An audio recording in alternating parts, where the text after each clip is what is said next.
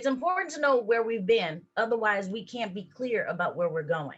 The purpose of going through the history of DEI is to center ourselves on where we are today so that we are informed in order to move forward more equitably and more progressively at this point. Title VII of the Civil Rights Act came in 1964. This immediately followed the 1963 March on Washington with Dr. King.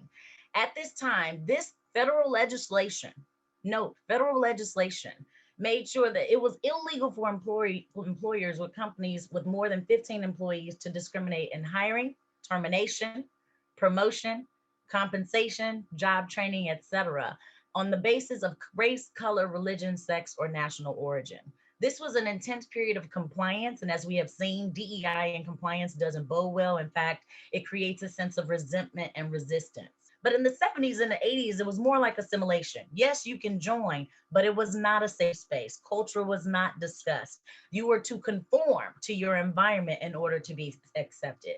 This was, in fact, the greatest period of intense federal enforcement of the Civil Rights Act, with a particular focus on gender and racial diversity.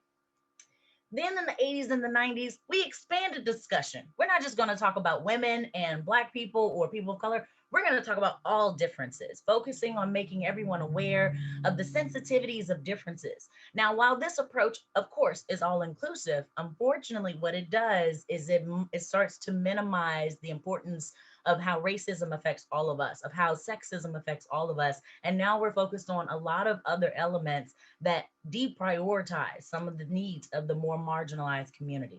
So in the 90s and the 2000s, you have the business case. Hey, we have innovation, diversity fosters growth. Well, that only happens if you actually put your more diverse talent in positions of influence and positions of power where they're leading major financial decisions. You actually don't get to see that innovation if they are not properly promoted into positions of influence. By 2020, we are now talking about the impacts of COVID-19 and the disproportionate way that it has affected marginalized communities.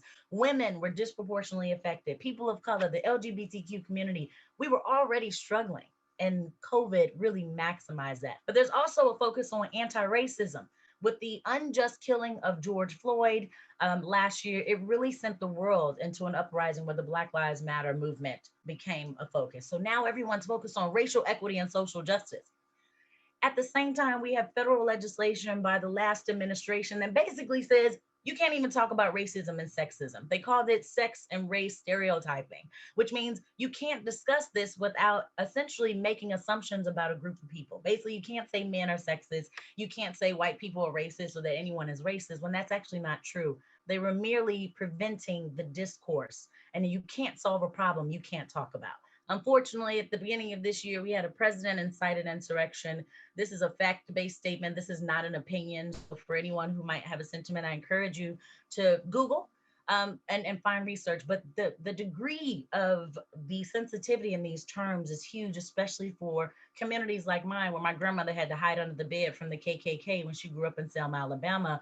This is very real to some of us. And so now in 2021, the Biden administration has created another executive order. They canceled the 13950 executive order from the last administration, and then they created an Advancing Racial Equity and Support Underserved Communities. Basically, any entity that works with the United States government has to have a racial equity component. So this is one of the more progressive forms of legislation, and I hope that your organization is participating.